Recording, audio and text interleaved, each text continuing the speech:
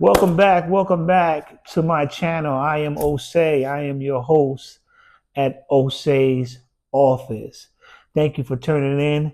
I can guarantee you be something new, something to add to whatever issues that you're going through life. You know, and I want to dive right into this one because this one hits home for me personally, right?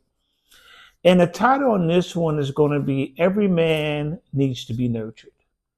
Every man needs to be nurtured in a when they were younger. Not more or less, of course, men need nurturing as they're with their wife or their girlfriend, whatever it may be. But every man needs to have that initial nurturing person to nurture them. This is why. I say that to say when a young man gets nurtured at an early age, that person, that man will be able to, number one, know how to nurture someone else, nurture the individual that he is with, the person he's with. He'll be able to nurture that person because it's in him. It's in him to nurture, right? If I have a cup here, inside this cup is liquid. So inside the cup that's liquid, it can give me something it has, right? It can, if it's empty, it can't give me anything. I can keep on trying to drink it, keep on trying to drink it.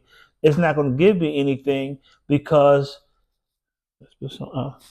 because it's not anything in the cup to nurture my spirit. So in the same token with the human body, is that if a seed wasn't planted early in life to the person, then even though he may want to, but he doesn't know how to nurture the person he's with because he was never nurtured, if that makes sense, right? Just trying to peel back on what is it in men that they are not what they want to have. So a lot of men say, I want a woman that's submissive. I want a woman that's this. I want a woman that's that. You have to look at yourself. Are you that? You want these things from a woman, but you got to ask yourself, are you that of what you're asking from someone else? It'll go on both sides, right? A female may say, I want a man that's successful. I want a man that's a leader. I want a man that's this. I want a man that, okay, that's fine. It's fine to want those things. But now look in the mirror and ask yourself, are you those things? Are you successful? Can you lead the household? Can you be a leader? Can you lead things? So you want this leader mentality, but you don't have it within inside yourself. So how do you manifest something that you don't have within inside yourself? Right? And these are some things you have to tackle, and it's the hard questions, the tough questions. It's the questions if you ask the wrong person, they'll be offended if you ask that question.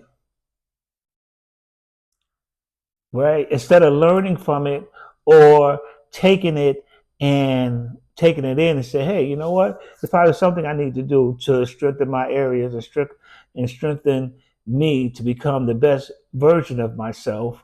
So I'm ready when this opportunity does come, I'm ready for him or her. Right? So the thing is that when you're asking these questions to yourself, when you're trying to dig in and trying to see where you are in your life, is that sometimes the best way or the best direction to start is this person, right? So when you're pointing at somebody, look at these three fingers right here, right? You see these three fingers right here? I'm pointing at that person, but these three fingers are pointing back at me. So it's more about me than that person. So I know a lot of people don't like to have accountability to what the things that they've done.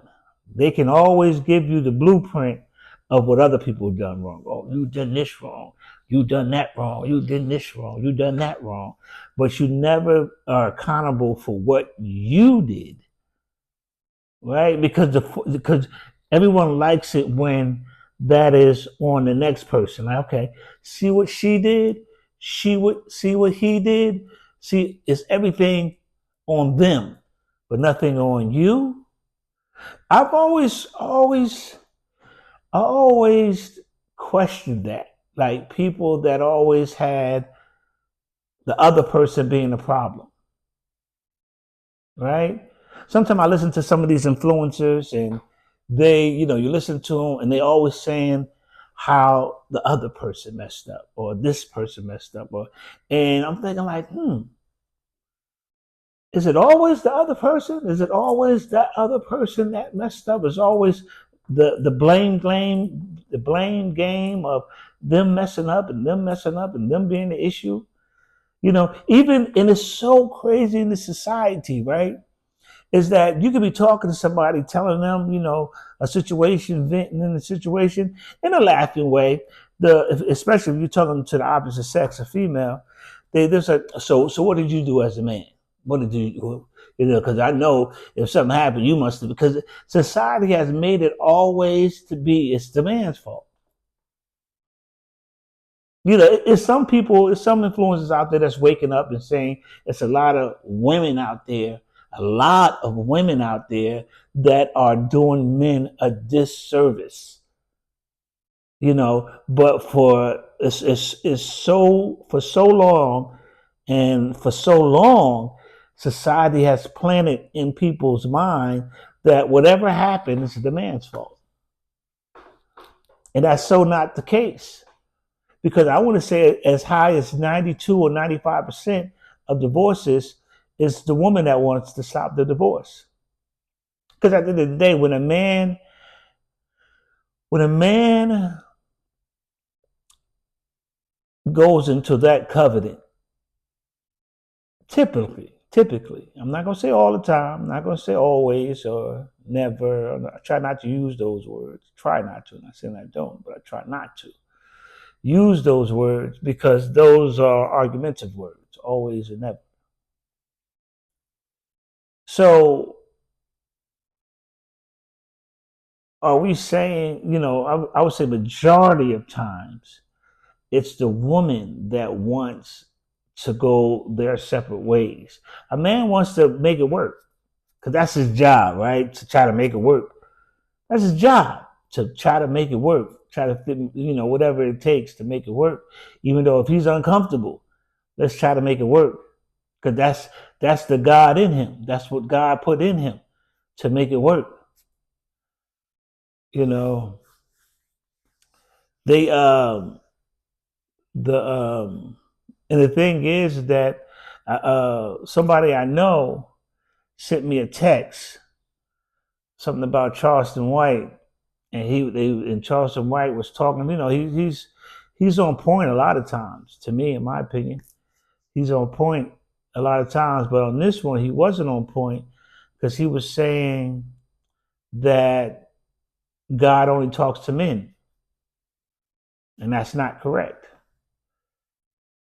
right? So God, it's biblically, he talked to people talked to women, excuse me, he talked to women in the Bible, in the Old Testament and the New Testament. We all know Mary and in the New, but he also talked to women in the Old, right? Rebecca he spoke to in Genesis, right?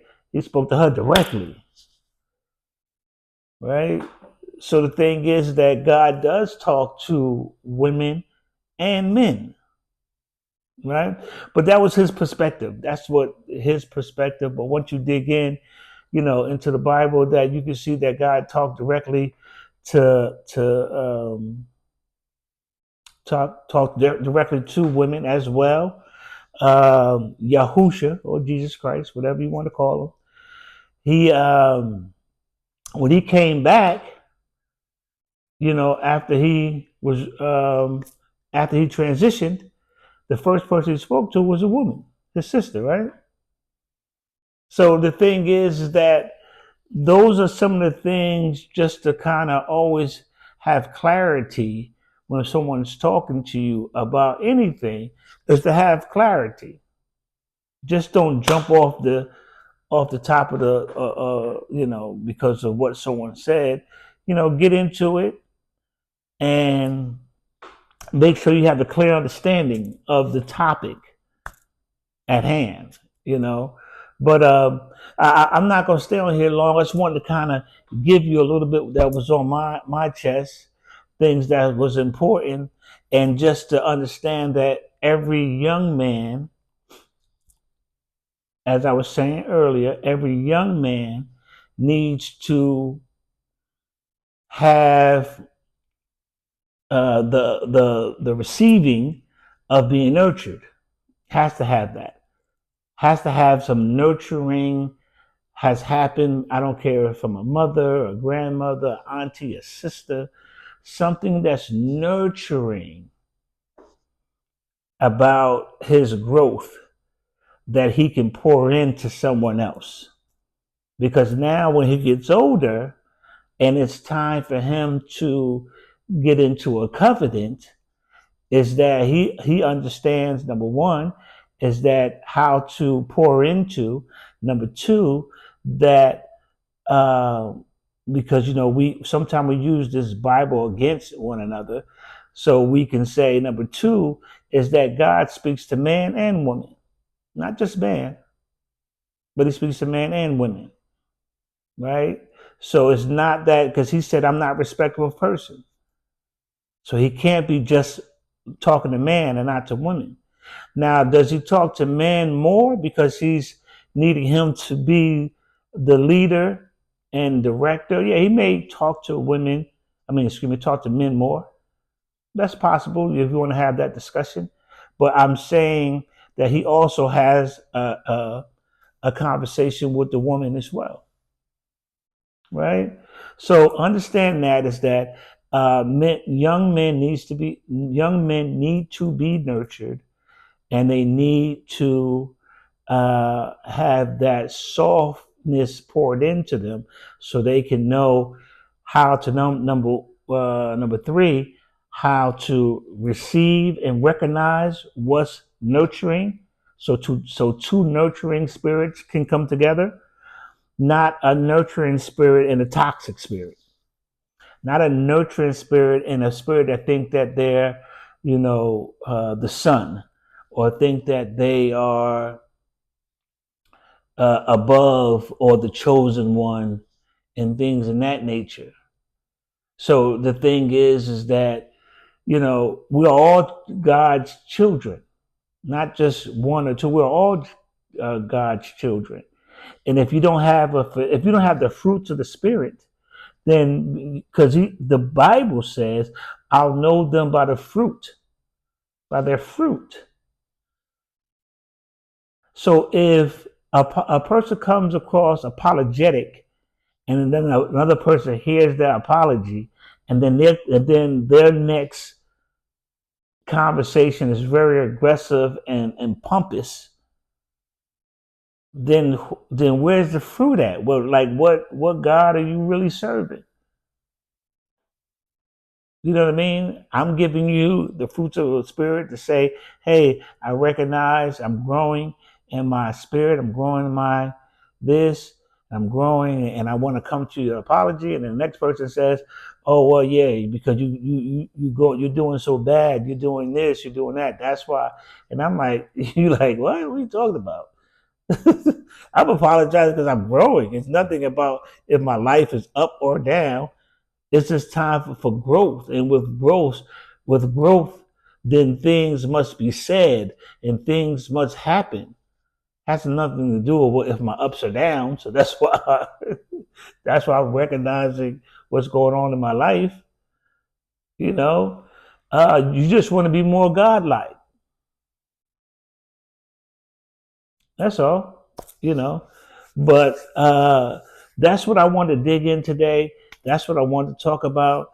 uh, understand if for parents, if you have young men, if you have men that you want to grow strong, these young men that you have that understand that you're raising someone's husband.